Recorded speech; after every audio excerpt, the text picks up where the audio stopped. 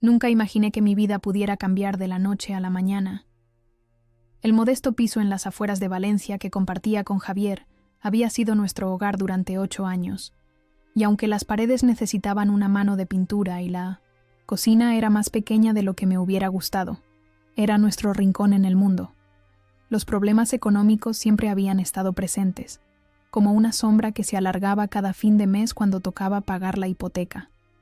Fue un martes, cuando recibí la llamada de Martín Sotomayor, el notario de mi tío Ernesto. Su voz formal apenas ocultaba la sorpresa que también sentía él al comunicarme la noticia. Mi tío, aquel hombre solitario que apenas visitábamos en Navidad, me había dejado toda su fortuna. 22 millones de euros. Una cifra que ni siquiera podía imaginar, que hacía que me temblaran las manos mientras sostenía el teléfono. ¿Está seguro que no es un error?, le pregunté al notario, apoyándome contra la pared de nuestro pequeño salón. Completamente seguro, señora Mendoza. Su tío fue muy claro en su testamento. Usted es la única heredera. Después de colgar, me quedé sentada en el sofá durante horas, intentando asimilar lo que acababa de suceder. El reloj de la cocina marcaba el paso del tiempo con su tic-tac monótono, mientras yo imaginaba cómo cambiaría nuestra vida. Pensé en Javier, en su rostro cansado después de 12 horas en la fábrica de muebles, en sus manos ásperas por el trabajo, en su preocupación constante por las facturas. Pensé en sus sueños aplazados, en aquel pequeño restaurante que siempre había querido abrir pero que nunca podríamos permitirnos. Durante días, planifiqué cómo darle la noticia. Quería que fuera especial, un momento que recordáramos para siempre. Reservé mesa en el Palmar, aquel restaurante junto a la Albufera donde habíamos celebrado nuestro primer aniversario, cuando todavía éramos estudiantes y nos permitimos aquel lujo comiendo arroz a banda junto al lago. Había ensayado mis 107 palabras frente al espejo. Javier, nuestra vida va a cambiar. Ya no tendremos que preocuparnos por el dinero nunca más. Imaginaba su reacción, primero de incredulidad, luego de alegría desbordante. Pensaba en los proyectos que podríamos realizar juntos, una casa en la playa de Javea, quizás, los estudios universitarios de los niños asegurados, el restaurante de sus sueños hecho realidad. Por primera vez en años, sentía que podíamos liberarnos de esa presión constante que a veces envenenaba nuestra relación, esos reproches velados cuando no llegábamos a fin de mes, esa tensión silenciosa cuando había que renunciar a algo. El peso del secreto era enorme, pero también lo era la ilusión. Cada vez que Javier hablaba de facturas o se preocupaba por el futuro, tenía que morderme la lengua para no soltar la noticia antes de tiempo. Quería que todo fuera perfecto. La mañana anterior a nuestra cena, salí temprano para comprarme un vestido nuevo. Algo sencillo pero elegante. Algo que marcara el inicio de esta nueva etapa. Recuerdo que hacía un día espléndido. Uno de esos días mediterráneos en los que el cielo parece más azul que nunca, y la luz lo baña todo, con una claridad casi mágica. Iba cruzando la avenida Blasco Ibáñez cuando ocurrió. El chirrido de unos frenos, un golpe seco, y después, oscuridad. Solo fragmentos permanecen en mi memoria. El asfalto caliente contra mi mejilla, el sabor metálico de la sangre, voces asustadas a mi alrededor, el sonido lejano de una ambulancia. Lo siguiente que recuerdo con claridad es despertar en 1900 la habitación del Hospital La Fe. El dolor era abrumador, como si cada centímetro de mi cuerpo protestara. Tenía la pierna derecha y varias costillas fracturadas, además de una contusión en la cabeza que me había mantenido inconsciente durante horas. Cuando la enfermera entró a revisar mis constantes, lo primero que pregunté fue por Javier. ¿Han avisado a mi marido? Sí, señora. Se llamó al número de emergencia que llevaba en su cartera. Asentí, aliviada, y cerré los ojos de nuevo. El dinero, el accidente, todo parecía irreal, como si estuviera viviendo la vida de otra persona. En ese momento, lo único que deseaba era ver a Javier, sentir su mano sobre la mía, escuchar su voz diciéndome que todo estaría bien. Pero mientras las horas pasaban lentamente en aquella habitación de hospital, mientras el sol avanzaba por la ventana dibujando sombras cada vez más alargadas, comencé a sentir una inquietud que crecía en mi interior. Javier no aparecía, no había llamado, no había enviado un mensaje. Estará trabajando, me dije. Quizás no puede salir de la fábrica. Vendrá más tarde, cuando termine su turno. Pero el turno de Javier terminaba a las 6, y cuando el cielo se oscureció completamente tras la ventana del hospital, seguía sin tener noticias suyas. La inquietud se transformó en miedo, y el miedo en una certeza horrible que intentaba apartar de mi mente. Con manos temblorosas, cogí mi móvil de la mesilla. Tenía varias llamadas perdidas y mensajes de amigas, de compañeras de trabajo, pero ninguno de Javier. Marcó su número, con el corazón latiendo tan fuerte que parecía querer salirse de mi pecho. El teléfono sonó 1, 2, 3 veces. Finalmente, alguien descolgó. Pero no era la voz de mi marido la que respondió. «Diga». La voz de Carmen, mi suegra, me golpeó como un puño helado en el estómago. No era la voz que esperaba escuchar, no en ese momento, no cuando estaba postrada en una cama de hospital. «Carmen, soy Elena. Estoy en el Hospital La Fe. He tenido un accidente». Mi voz sonaba débil, extraña, como si perteneciera a otra persona. Hubo un silencio al otro lado de la línea, un silencio que se extendió más de lo normal y más de lo cómodo. Finalmente, su respuesta llegó, cortante como el filo de un cuchillo. «Ya no eres nuestro problema». Y colgó. Me quedé mirando el teléfono en mi mano, incapaz de procesar lo que acababa de ocurrir. ¿Había escuchado bien? ¿O era el efecto de los medicamentos, de la contusión en mi cabeza? Volví a marcar, con dedos que apenas me obedecían. Esta vez, el teléfono ni siquiera dio tono. Me habían bloqueado. Las paredes blancas del hospital parecieron cerrarse a mi alrededor.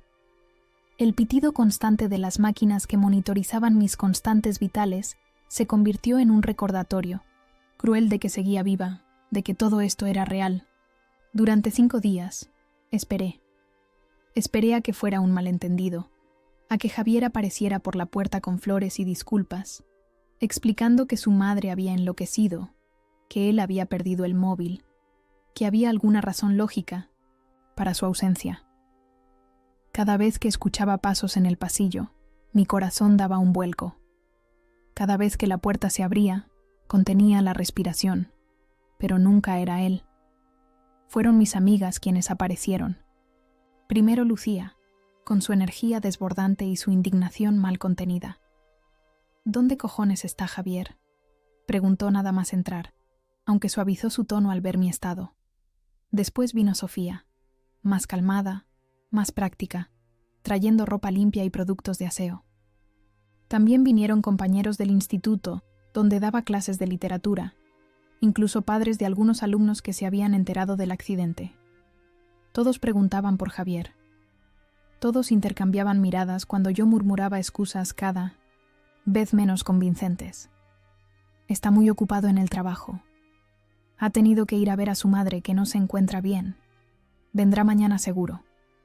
La doctora Robles, una mujer de unos 50 años con ojos amables detrás de unas gafas de montura roja, fue quien finalmente me habló con la honestidad que yo necesitaba. «Elena», me dijo una tarde mientras revisaba mis constantes, «no sé qué está pasando con tu familia, pero necesitas centrarte en tu recuperación ahora. El estrés emocional no te ayuda». La miré, agradecida por su franqueza, por no seguirme el juego de fingir que todo estaba bien. «Mi marido no ha venido, ni una sola vez». Ella asintió, sin sorpresa. «Lo sé, y lo siento mucho, pero ahora mismo, tu cuerpo necesita sanar. Y para eso, tu mente también debe estar lo más tranquila posible». Tenía razón, por supuesto, pero era más fácil decirlo que hacerlo. Las noches eran lo peor. En la quietud de la habitación, Con solo el pitido de las máquinas y el ocasional paso apresurado de una enfermera en el pasillo, los pensamientos me atormentaban. Repasaba nuestra historia, buscando señales, momentos en los que podría haber visto que algo no iba bien. Habíamos tenido problemas, claro. ¿Qué matrimonio no los tiene después de 8 años? Las dificultades económicas, especialmente desde que la fábrica donde trabajaba Javier había reducido personal y horarios. Su frustración creciente, los silencios que a veces se instalaban entre nosotros durante días. Pero también había amor, o eso creía yo. Pequeños gestos cotidianos que me hacían pensar que, a pesar de todo, seguíamos siendo un equipo. «No te hagas esto», me decía Lucía cuando me veía perdida en estos pensamientos. «No busques excusas para él. No hay ninguna excusa válida para abandonar a tu esposa en el hospital». Una semana después del accidente, la doctora Robles me dijo que podría irme a casa en un par de días. Necesitaría muletas durante al menos un mes y vendría a rehabilitación 3 veces por semana, pero la recuperación iba por buen camino. «¿Tienes quien te ayude en casa?», me preguntó con esa mirada que indicaba que sabía perfectamente la respuesta. «Mis amigas se turnarán», respondí, agradecida por tener al menos ese apoyo. Sofía se ofreció a quedarse conmigo los primeros días. Su trabajo como diseñadora gráfica freelance le permitía cierta flexibilidad, y su presencia tranquila era justo lo que necesitaba. Preparó la habitación de invitados de mi piso, compró comida, organizó un horario con el resto de amigas para que no estuviera sola en ningún momento. El día que recibí el alta, sentí una mezcla contradictoria de alivio y terror. Por un lado, estaba deseando salir de aquel hospital, que olía a desinfectante y tristeza. Por otro, volver a casa significaba enfrentarme de manera definitiva a la ausencia de Javier, a sus cosas todavía allí, pero él no, a la realidad de lo que fuera que estaba sucediendo. Sofía condujo mi viejo Seat Ibiza con cuidado por las calles de Valencia, evitando baches que pudieran causarme dolor. El trayecto fue silencioso. Ninguna de las dos mencionó lo obvio, que debería ser Javier quien estuviera allí, ayudándome a entrar en el coche, llevándome a casa, cuidándome. Cuando llegamos al portal de mi edificio en Benimaclet, el barrio donde habíamos encontrado piso asequible cerca de la universidad, Sofía me ayudó a bajar del coche y a maniobrar con las muletas. Subimos en el ascensor hasta el 3er piso, y mientras ella buscaba las llaves en mi bolso, yo me preparaba mentalmente para lo que encontraríamos dentro. Pero nada podría haberme preparado para lo que sentí al entrar en aquel piso, nuestro hogar durante tanto tiempo. El silencio era absoluto, pesado, como si el lugar hubiera estado abandonado durante meses, y no solo una semana. Había un ligero olor a cerrado, a ausencia, y aunque todo estaba exactamente igual que el día que salí para comprarme aquel vestido que nunca llegué a estrenar, algo fundamental había cambiado. «Voy a abrir las ventanas», dijo Sofía, rompiendo el hechizo, que entré un poco de aire fresco. Asentí, incapaz de hablar. Me senté en el sofá, apoyando las muletas a mi lado, y observé cómo mi amiga se movía por el espacio, abriendo ventanas, recogiendo el correo acumulado en la entrada, encendiendo luces, actuando con naturalidad en un escenario que para mí se había vuelto completamente extraño. Sobre la mesita del salón había una foto nuestra, de Javier y mía, en la playa del Saler. Sonreíamos a la cámara, con el mar de fondo y el sol del atardecer dándonos un brillo dorado. Recordaba perfectamente aquel día, apenas un año atrás. Habíamos llevado una pequeña nevera con cerveza y bocadillos. Habíamos nadado hasta que nos dolieron los brazos. Habíamos hecho el amor en casa al volver, con la piel todavía salada.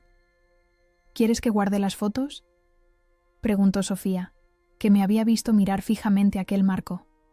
«No», respondí. «Todavía no. Porque a pesar de todo, a pesar del silencio, de la ausencia, de las palabras crueles de Carmen, una parte de mí seguía esperando una explicación, una llamada, un mensaje, algo que diera sentido a lo que estaba ocurriendo. Los días siguientes pasaron en una nebulosa de dolor físico y emocional. Las palabras de Carmen, «Ya no eres nuestro problema», seguían resonando en mi cabeza como un eco malicioso. Intentaba concentrarme en mi recuperación, en los ejercicios que me había indicado el fisioterapeuta, en comer adecuadamente como insistía Sofía. Pero en los momentos de quietud, que eran muchos estando confinada en casa, la ausencia de Javier era como un agujero negro que amenazaba con devorarme. Mis amigas se turnaban para no dejarme sola. Después de Sofía vino Lucía, que trajo consigo su caos organizado y su indignación que ya no se molestaba en disimular. «Esto no puede quedar así», repetía mientras preparaba la cena. «Tiene que dar la cara, al menos». Una semana después de volver a casa, Martín Sotomayor, el notario, me llamó de nuevo para preguntarme si me encontraba en condiciones de ir a su despacho para formalizar la herencia. Le expliqué mi situación y él, amablemente, se ofreció a venir a mi casa. «No es lo habitual», admitió, «pero dadas las circunstancias». El día que vino Martín con los papeles, Lucía me ayudó a vestirme con algo más formal que los pantalones de chándal y la camiseta que había llevado toda la semana. Me puse una blusa azul y unos pantalones negros. Me recogí el pelo en un moño simple y hasta me apliqué un poco de maquillaje para disimular la palidez y las ojeras. «Pareces una persona de nuevo», bromeó Lucía, y ambas nos reímos. Un sonido que había escaseado en aquel piso últimamente. Martín llegó puntual, con su traje impecable y su maletín de cuero. Me saludó con una formalidad que contrastaba con la situación. Yo sentada en el sofá con la pierna escayolada sobre un cojín. Pero enseguida se adaptó, sentándose a mi lado en lugar de al otro lado de una mesa. Su tío Ernesto era un hombre peculiar, me explicó mientras sacaba documentos del maletín. Muy reservado con sus asuntos. Pocos sabían de la magnitud de su fortuna. Me contó que mi tío había amasado su riqueza invirtiendo en bienes inmuebles en los años 80 y 90, cuando los precios estaban por los suelos, y vendiendo en el momento álgido, justo antes de 1900, la crisis del 2008. También tenía inversiones en varias empresas tecnológicas que habían multiplicado su valor con los años. La herencia incluye varias propiedades en Valencia, Madrid y Barcelona, además de acciones en diversas empresas y, por supuesto, dinero en efectivo repartido en diferentes cuentas bancarias, continuó Martín. En total, como ya le adelanté, estamos hablando de aproximadamente 22 millones de euros. La cifra seguía sonando irreal, como de una película o un sueño. Yo, Elena Mendoza, profesora de literatura en un instituto público, sobrina de un tío solitario, al que apenas veía en Navidad, heredera de una fortuna que ni siquiera podía imaginar. ¿Por qué yo?, pregunté mientras firmaba donde Martín me indicaba. Mi tío y yo apenas teníamos relación. Martín sonrió levemente. En su testamento decía, y cito textualmente, «A mi sobrina Elena, la única de la familia, que nunca me pidió nada». Aquella frase me golpeó con una emoción inesperada. Era cierto, nunca le había pedido nada a mi tío Ernesto. Ni cuando Javier y yo nos casamos, y todos mis primos organizaron colectas para regalos de boda. Ni cuando pasábamos por dificultades económicas. Siempre lo había visto como un hombre distante, un familiar con el que cumplía por obligación en fechas señaladas. Nunca se me ocurrió que él pudiera estar observándome, formándose una opinión sobre mí. Después de que Martín se marchara, me quedé contemplando los papeles sobre la mesa. Era oficial. Era rica. Y estaba sola. ¿Se lo has contado a alguien más?, me preguntó Lucía, que había permanecido discretamente en la cocina durante la visita del notario. «Solo a vosotras», respondí. A ella y a Sofía, mis dos amigas incondicionales. Ni siquiera le dije nada a Javier. Y ahí estaba la ironía cruel de todo aquello. Durante días había planificado cómo darle la noticia a mi marido, imaginando su reacción, los proyectos que podríamos realizar juntos, cómo cambiaría nuestra vida. Y ahora tenía 22 millones de euros y un matrimonio que parecía haberse desvanecido en el aire. «Quizás deberías contratar a un detective», sugirió Lucía, «para saber qué está pasando ¿Dónde está? ¿Con quién? Negué. Con la cabeza. Una parte de mí no quería saber, porque mientras no supiera, podía seguir aferrándome a la posibilidad, por remota que fuera, de que hubiera una explicación, algo que justificara su abandono, algo que no destrozara por completo los 8 años que habíamos compartido. Pero la respuesta llegó sin necesidad de contratar a nadie, de la manera más dolorosa posible. Era sábado, 2 semanas después del accidente. Lucía había ido a hacer la compra y yo estaba sola en casa, practicando caminar con una sola, muleta como me había indicado el fisioterapeuta. El timbre sonó y mi corazón dio un vuelco. Por un instante, pensé que podría ser él, que finalmente había decidido aparecer. Abrí la puerta, y efectivamente, era Javier quien estaba allí, pero no estaba solo. A su lado había una mujer que reconocí al instante, Alicia Ferrer, una compañera de su trabajo. La había visto un par de veces en comidas de empresa, siempre demasiado arreglada para una simple comida entre compañeros, siempre demasiado cerca de mi marido.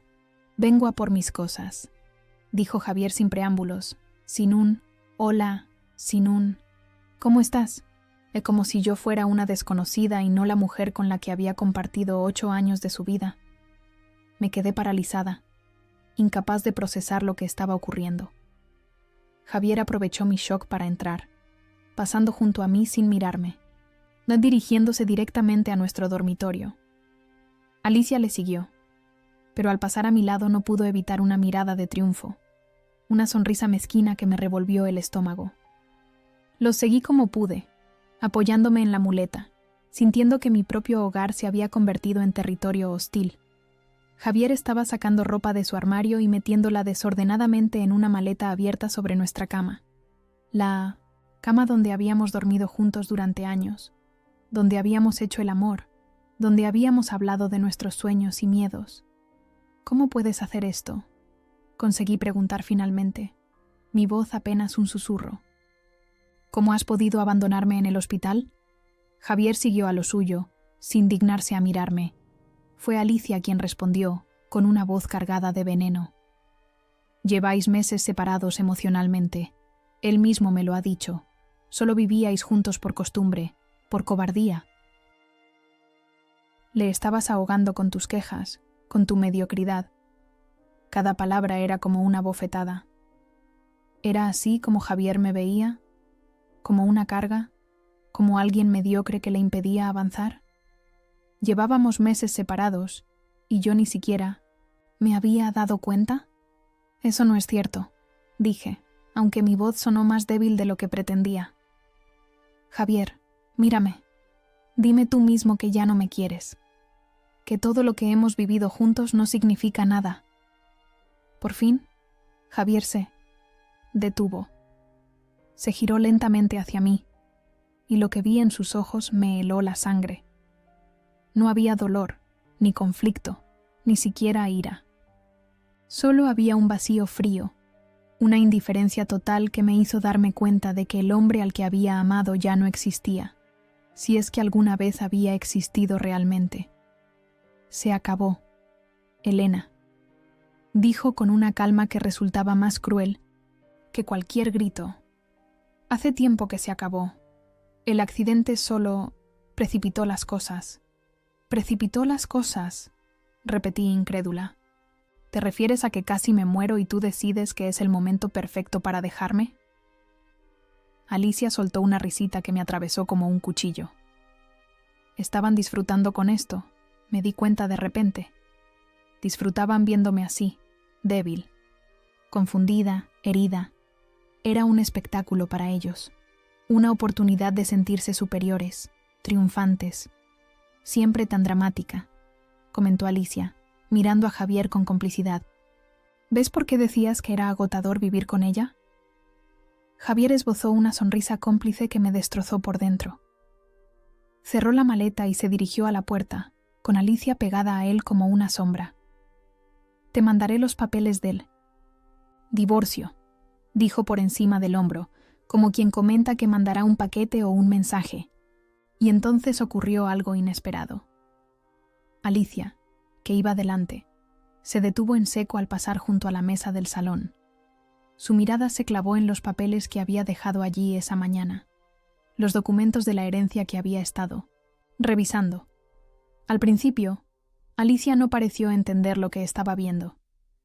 Se acercó más a la mesa, entrecerrando los ojos para leer mejor. Y entonces, su expresión cambió por completo. La sonrisa burlona desapareció, reemplazada por una mezcla de sorpresa e incredulidad. «¿Qué es esto?», preguntó, señalando los documentos con un dedo tembloroso. Javier, que ya estaba en la puerta con la maleta, se detuvo y miró hacia atrás con irritación. «¿Qué más da? Vámonos ya». «No, Javier, tienes que ver esto». Alicia tomó uno de los papeles y se lo mostró. ¿22 millones de euros? ¿Tu mujer tiene 22 millones de euros? El silencio que siguió fue absoluto. Javier dejó caer la maleta, que golpeó el suelo con un ruido sordo.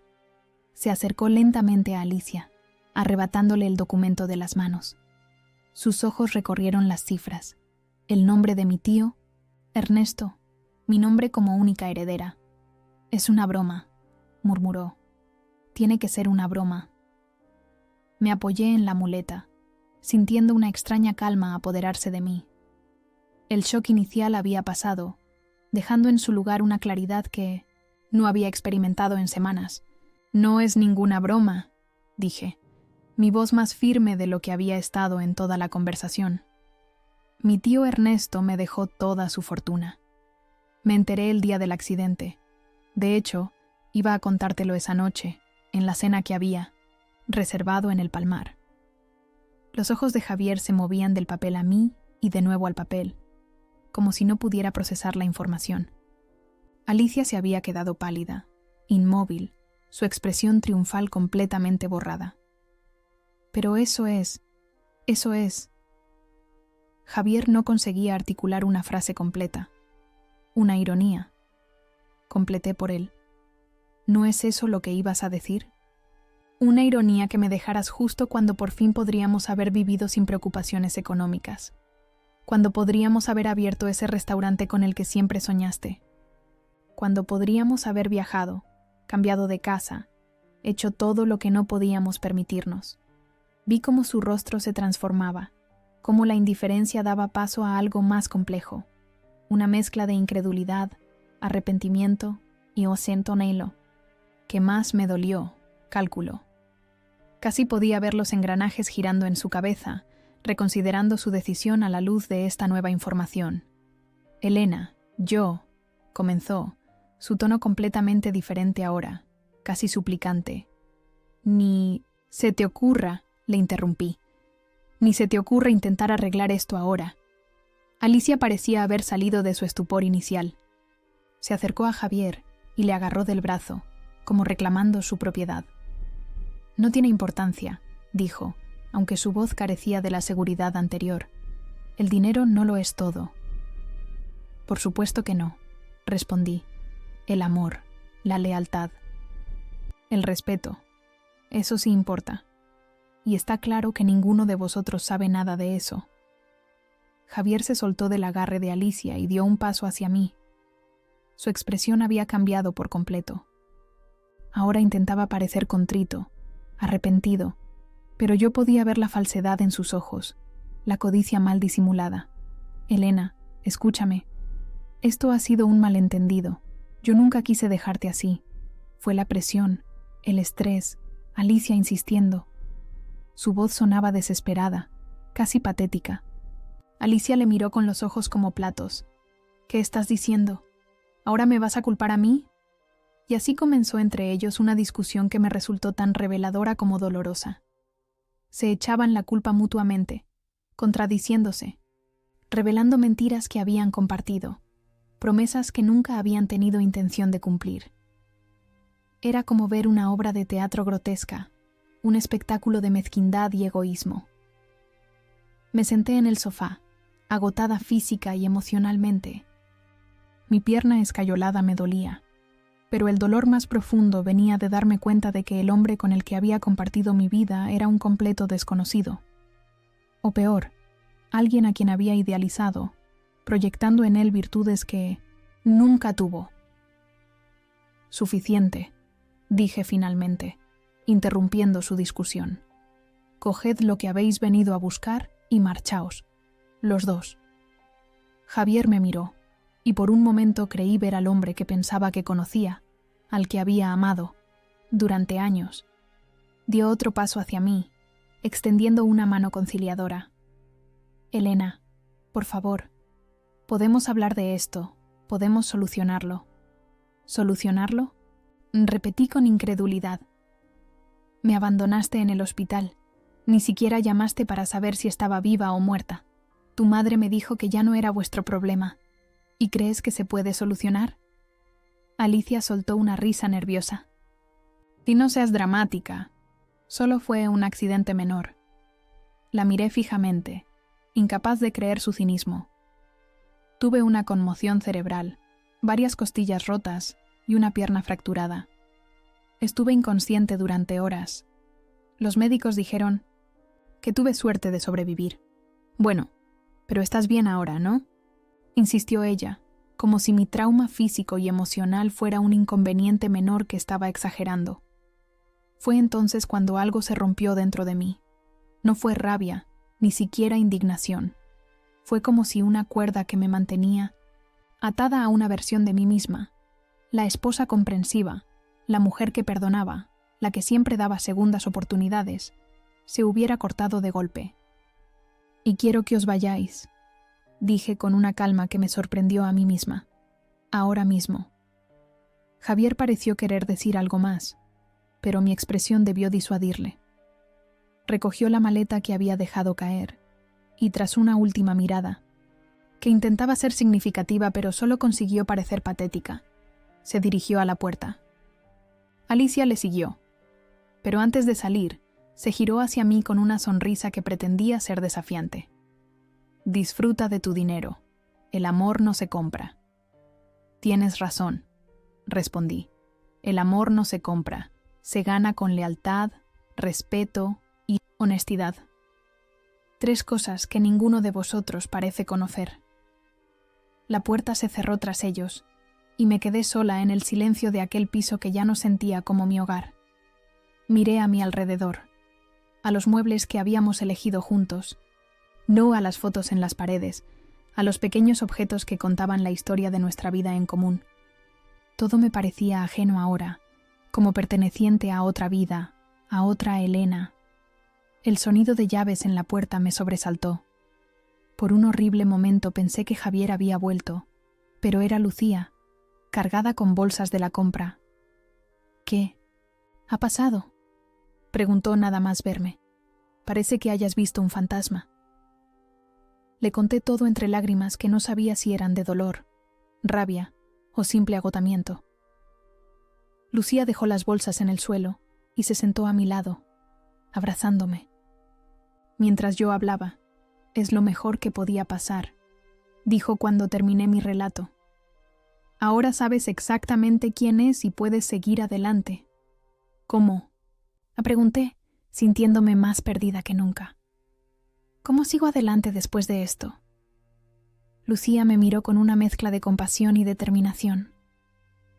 Un paso a la vez, como estás aprendiendo a caminar de nuevo. Y nosotras estaremos, contigo en cada paso. Asentí, agradecida por su presencia, por su amistad incondicional. En medio de tanto dolor y confusión, al menos tenía eso. Personas que realmente me querían, que habían demostrado estar a mi lado cuando más las necesitaba. La vida adquirió un extraño ritmo durante las siguientes semanas.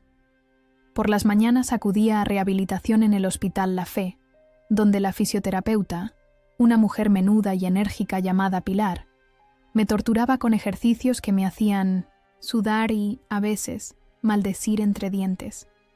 El dolor es debilidad abandonando el cuerpo, repetía ella con una sonrisa que contrastaba con la dureza de sus métodos. Por las tardes, me dedicaba a reorganizar mi vida. Con la ayuda de Martín Sotomayor, empecé a familiarizarme con mi nueva situación económica. Visité las propiedades que había heredado. Un ático en el centro de Valencia con vistas a la ciudad de las artes y las ciencias, un chalet en la playa de Javea, un piso en Madrid cerca del Retiro, otro en Barcelona en el barrio de Gracia. Propiedades que habían estado alquiladas durante años y que ahora, de repente, eran mías. Puede mantenerlas como inversión o vender algunas si lo prefiere, me explicaba Martín con paciencia. Los inquilinos actuales tienen contratos que debemos respetar, pero a largo plazo, usted decide. También me presentó a un asesor financiero que me habló de acciones, fondos de inversión, planes de pensiones y otros conceptos que sonaban a chino para mí, profesora de literatura acostumbrada a contar cada euro a fin de mes. Mis amigas seguían turnándose para acompañarme, aunque ya no lo necesitaba físicamente. La escayola había dado paso a una ortesis que me permitía mayor movilidad y las costillas ya no me dolían con cada respiración. Pero su compañía me servía para no hundirme en pensamientos oscuros, para no obsesionarme con la traición de Javier. Una tarde, mientras tomábamos café en una terraza de la Plaza de la Reina, Sofía me hizo la pregunta que, en el fondo, todas estaban pensando. ¿Qué vas a hacer ahora, Elena? Con tu vida, quiero decir, con el dinero. La miré, intentando encontrar una respuesta que ni yo misma tenía clara. No lo sé, admití. Todo ha pasado tan rápido. Podrías viajar, sugirió. Lucía, que estaba con nosotras. Siempre has querido conocer Japón, ¿no? Y ahora puedes permitírtelo. O comprar una casa nueva, añadió Sofía. Empezar de cero en otro lugar. Asentí, considerando sus sugerencias. Ciertamente, ahora tenía posibilidades que antes ni siquiera me habría planteado. Podía hacer cualquier cosa, ir a cualquier sitio.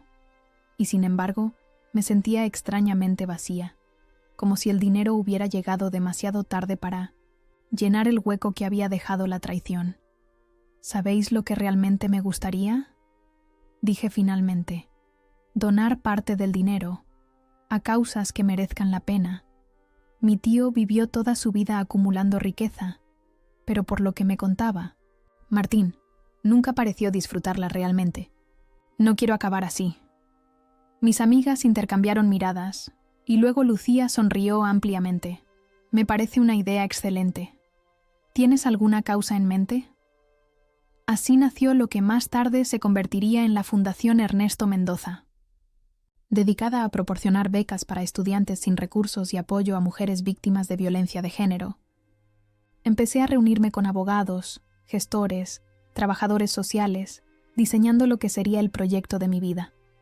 Mientras tanto, los papeles del divorcio llegaron. Javier había contratado un abogado agresivo que exigía la mitad de todos mis bienes, incluida la herencia.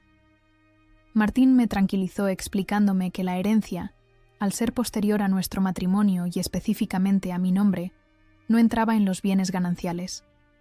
Aún así, el proceso se preveía largo y desagradable. Podríamos llegar a un acuerdo, sugirió mi abogada, Teresa Rivas, una mujer de unos 50 años con una reputación temible en los juzgados de Valencia. Ofrecerle una cantidad para que firme un convenio regulador rápido y limpio. Consideré la idea. Por un lado, quería acabar cuanto antes con todo lo relacionado con Javier. Por otro, me resistía a darle un solo euro después de cómo me había tratado. Piénselo, dijo Teresa. A veces, la paz tiene un precio. Una mañana, unos 2 meses después del accidente, recibí una llamada inesperada. Era el Innocent, director del instituto donde trabajaba, preguntándome si tenía intención de reincorporarme para el inicio del próximo curso. Por supuesto, respondí sin dudar.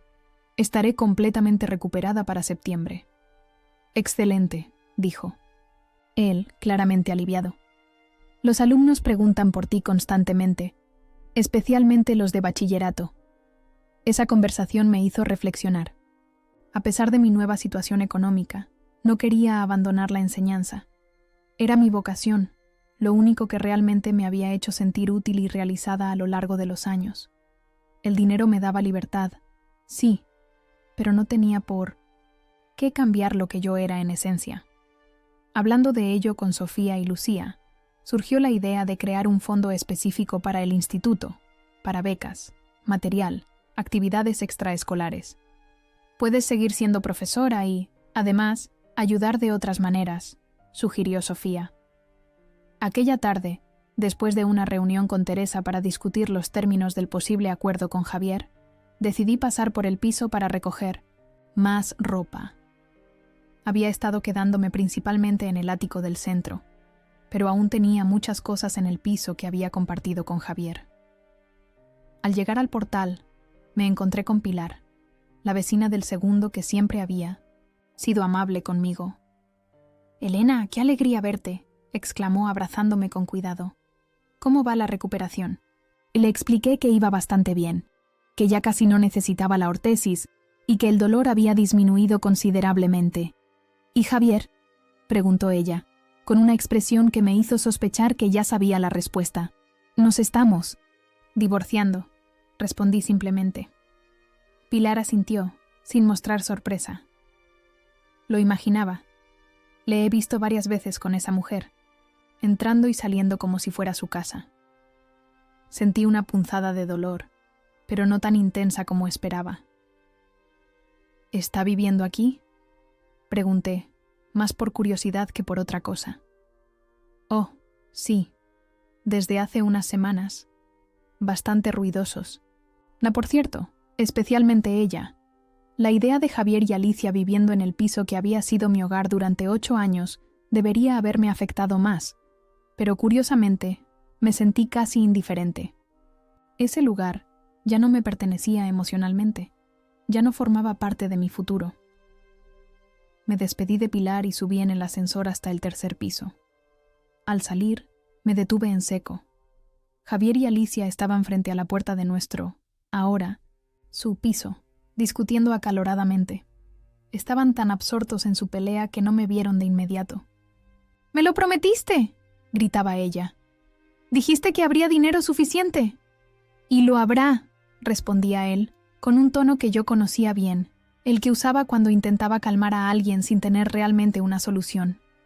«Solo necesitamos que firme el acuerdo». Me aclaré la garganta, y ambos se giraron hacia mí al unísono. La sorpresa en sus rostros habría sido cómica en otras circunstancias. «Elena», balbuceó Javier, «no sabíamos que vendrías». «Evidentemente», respondí, manteniendo la calma. «No quería interrumpir vuestra conversación. Solo he venido a recoger algunas cosas». Alicia me miró con una expresión que no supe identificar de inmediato. No era el desprecio o la burla de nuestro último encuentro. Era algo más complejo. Casi... ¿miedo? «Os espero dentro», le dijo a Javier, y rápidamente entró en el piso, cerrando la puerta tras ella. Me quedé a solas con el hombre que había sido mi marido, mi compañero, mi apoyo durante tantos años. Le miré realmente por primera vez desde el accidente, y lo que vi me impactó. Parecía haber envejecido 10 años en 2 meses. Tenía ojeras profundas, la barba descuidada, los hombros caídos. «No tienes buen aspecto», comenté, sin poder evitar una pizca de satisfacción. Javier soltó una risa sin humor. «Las cosas no han salido exactamente como esperaba». «Raramente lo hacen», respondí, y entonces añadí, sin saber muy bien por qué. «Teresa me ha propuesto ofrecerte un acuerdo económico para agilizar el divorcio». Sus ojos se iluminaron, y esa reacción me dijo todo lo que necesitaba saber. «Eso sería lo mejor para ambos, ¿no crees? Acabar cuanto antes con todo esto». Asentí, sintiendo una extraña mezcla de tristeza y alivio. «Te avisaré cuando esté todo preparado». Me disponía a pasar junto a él para entrar en el piso cuando la puerta se abrió de golpe. Alicia apareció, pero algo en ella había cambiado radicalmente. Su rostro estaba completamente pálido, sus ojos desorbitados, su cuerpo temblando visiblemente. «¿Qué pasa?», preguntó Javier, alarmado por su expresión, pero Alicia no le respondió. Me miraba fijamente a mí, con un terror que no entendía. Dio un paso atrás, tropezando, y soltó un grito agudo que resonó en todo el rellano. «Dios mío, Dios mío», repetía, señalándome con un dedo tembloroso. Javier intentó calmarla, sujetándola por los hombros. «¿Qué te pasa? ¿Por qué gritas así?»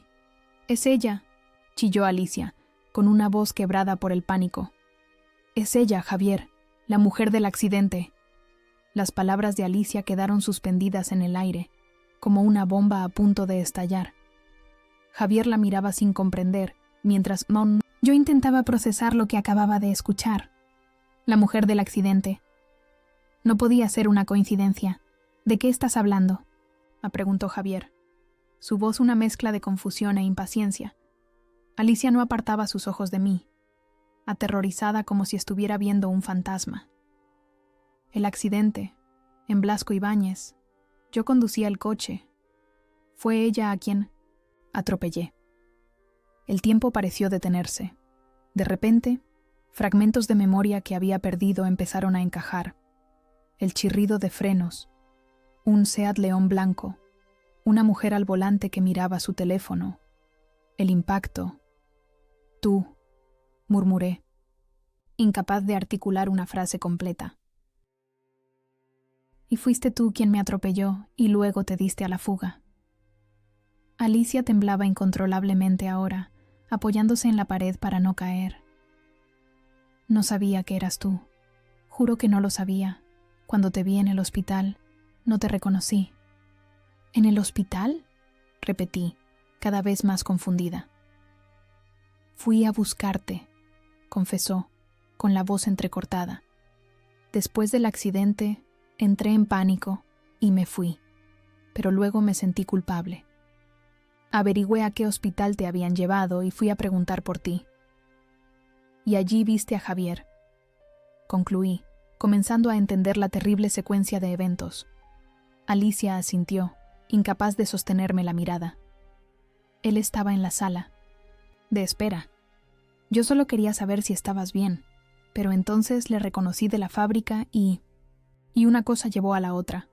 Me giré hacia Javier, que parecía haber perdido toda la sangre de la cara. «¿Lo sabías?», pregunté, con una calma que no sentía. «¿Sabías que ella me había atropellado?». Javier negó con la cabeza, pero vi la duda en sus ojos, el momento exacto en que conectaba los puntos. No estaba seguro, pero tenía sospechas. La forma en que reaccionó cuando mencioné tu accidente, cómo insistió en que no fuera a verte al hospital, y aún así decidiste irte con ella, dije, sintiendo una mezcla de incredulidad y rabia fría. Con la mujer que casi me mata y luego huyó. Alicia se deslizó por la pared hasta quedar sentada en el suelo, sollozando incontrolablemente. Lo siento mucho. No quería hacerte daño. Fue un accidente. Estaba mirando el móvil solo un segundo». La observé allí, patética, destruida por su propia culpa. Y luego miré a Javier, el hombre que había jurado amarme y protegerme en la salud y en la enfermedad, que había elegido a esta mujer sobre mí sin importarle que yo estuviera sola y herida en un hospital. Y entonces, algo extraño ocurrió, dentro de mí. Una sensación de liberación, como si la última cuerda que me ataba a mi pasado finalmente se hubiera roto. Ya no sentía rabia, ni dolor, ni siquiera desprecio. Solo una inmensa claridad. «Voy a llamar a la policía», dije, sacando mi móvil del bolso. «Lo que hiciste es un delito, Alicia. Atropellar a alguien y darse a la fuga». «No, por favor», gritó ella, levantándose de un salto. «Me destrozarás la vida». «¿Como casi destrozaste la mía?», repliqué marcando el número. «Pasé semanas recuperándome de las heridas que me causaste. Podría haber muerto». Javier Semín interpuso entre mi teléfono y yo, con las manos levantadas en gesto conciliador. «Elena, piénsalo bien. Ha sido muy valiente por su parte confesar. Podemos llegar a un acuerdo, como dijiste antes. Terminar esto de forma civilizada». Le miré fijamente, reconociendo por fin quién era realmente, un hombre sin principios, dispuesto a negociar con la justicia, con la moral, con todo, si eso le beneficiaba. «¿Sabes qué, Javier?», Tienes razón. Vamos a terminar esto de forma civilizada. Guardé el móvil, para visible alivio de ambos. Pero lo que dije a continuación borró cualquier esperanza de sus rostros. No voy a llamar a la policía ahora mismo. Voy a hablar primero con mi abogada. Quiero que todo esté perfectamente documentado, para que no haya forma de que escapéis a las consecuencias. Tú, Alicia, por atropellarme y huir. Y tú, Javier, por obstrucción a la justicia, como mínimo. No puedes probar nada, dijo él, aunque su voz carecía de convicción. ¿No? Respondí, sacando mi teléfono de nuevo y mostrándoles que había estado grabando toda la conversación. Creo que esto será más que suficiente. Los dejé allí, paralizados por el miedo y la culpa, y bajé en el ascensor con una extraña sensación de ligereza. No recogí nada del piso ese día. No necesitaba nada de ese lugar, nada que me recordara a la persona que había sido, a la vida que había llevado. Al salir del edificio, el sol de Valencia me recibió, cálido y brillante. Respiré profundamente el aire con aroma a azahar que flotaba desde los naranjos de la calle, y por primera vez en meses sentí que el futuro era un lienzo en blanco, lleno de posibilidades. Las semanas siguientes fueron un torbellino de actividad.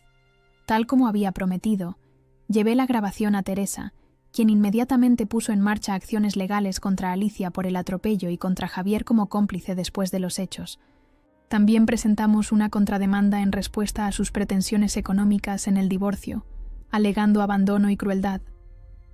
No tendrán una oportunidad, me aseguró Teresa con una sonrisa feroz.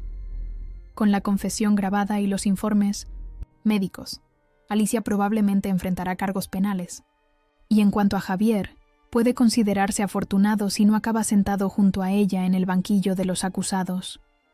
No sentí ninguna satisfacción al saber que enfrentarían la justicia, solo un profundo cansancio y el deseo de pasar página de una vez por todas. La Fundación Ernesto Mendoza se convirtió en mi refugio, en mi propósito. Alquilé una oficina en un edificio modernista del centro de Valencia y contraté a un pequeño equipo, una directora ejecutiva con experiencia en el sector social, un responsable de comunicación, una abogada especializada en derechos de piña, la mujer. Diseñamos programas de becas, convenios con universidades, protocolos de ayuda para mujeres maltratadas. Decidí vender el chalet de Javea y el piso de Madrid, manteniendo solo el ático en Valencia como mi residencia principal, y el apartamento de Barcelona para cuando necesitara viajar allí por la fundación. El resto del dinero lo distribuí entre inversiones seguras que aseguraran la sostenibilidad de la fundación, donaciones a otras organizaciones afines, y un fondo personal modesto, pero suficiente para vivir cómodamente sin excesos. Mis amigas me apoyaron en cada paso del camino. Lucía se unió a la fundación como voluntaria, aportando su energía contagiosa a cada proyecto. Sofía diseñó el logo y toda la identidad visual, creando una imagen que transmitía exactamente lo que quería: fuerza, solidaridad, esperanza. Una tarde de septiembre, mientras preparaba mis clases para el inicio del curso, recibí una llamada de Teresa. «Tengo noticias», dijo sin preámbulos. Alicia ha aceptado un acuerdo con la Fiscalía. Se declarará culpable de lesiones por imprudencia grave y omisión del deber de socorro. Probablemente evitará la cárcel, pero tendrá una condena de trabajos comunitarios, una multa sustancial y la retirada del carnet de conducir. ¿Y Javier? Y pregunté, sorprendiéndome a mí misma por lo poco que me importaba ya la respuesta. Ha retirado todas sus demandas económicas. Firmará el divorcio en los términos que propusimos, sin reclamar nada. Supongo que es lo mínimo que puede hacer para evitar que le impliquemos más profundamente en el caso de Alicia. Cuando colgué, me quedé mirando por la ventana de mi ático hacia la ciudad de las artes y las ciencias, cuyos edificios futuristas brillaban bajo el sol de la tarde. Pensé en todo lo que había ocurrido en los últimos meses. La herencia inesperada, el accidente, la traición, el descubrimiento final. Como si el destino hubiera decidido poner mi vida patas arriba en todos los sentidos posibles.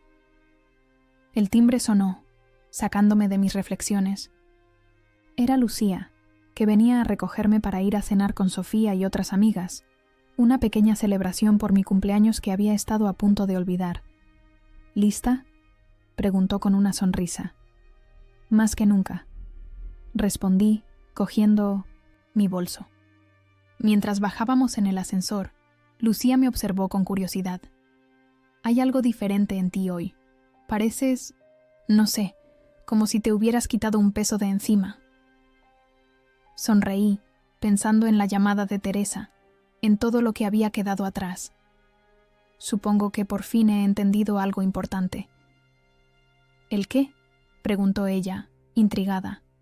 Que, a veces, lo que parece una tragedia puede ser el inicio de algo mejor. Que perder lo que creías necesitar puede ser el primer paso para encontrar lo que realmente necesitas. Lucía me abrazó espontáneamente. Esa es mi Elena filosófica, siempre encontrando lecciones profundas en todo. Salimos a la calle, a donde el atardecer valenciano pintaba el cielo de naranja y rosa. La ciudad bullía de vida a nuestro alrededor. Turistas explorando, estudiantes riendo en las terrazas, familias paseando. ¿Sabes qué?, dije mientras caminábamos hacia el restaurante donde nos esperaban las demás. Creo que soy más feliz ahora que en toda mi vida anterior. Y era cierto. El dinero había llegado en el momento exacto, no para salvar mi matrimonio como había pensado inicialmente, sino para permitirme reconstruir mi vida sobre cimientos más sólidos, más auténticos. Los millones no habían comprado mi felicidad, pero me habían dado la libertad de buscarla en mis propios términos. El accidente, doloroso como había sido, me había mostrado quiénes eran realmente las personas que me rodeaban. La crueldad de Javier y su familia, pero también la lealtad inquebrantable de mis verdaderas amigas. Y yo misma había cambiado, transformada por el dolor y la traición, pero también por la oportunidad de reinventarme, de descubrir una fortaleza interior que no sabía que poseía. Y somos las heroínas de nuestra propia historia, había escrito una vez en una de mis clases de literatura, y a veces, el momento más oscuro es justo antes del amanecer. Nunca esas palabras habían tenido tanto significado para mí, como ahora, caminando por las calles de Valencia hacia un futuro que, por primera vez en mucho tiempo, se presentaba luminoso y lleno de promesas.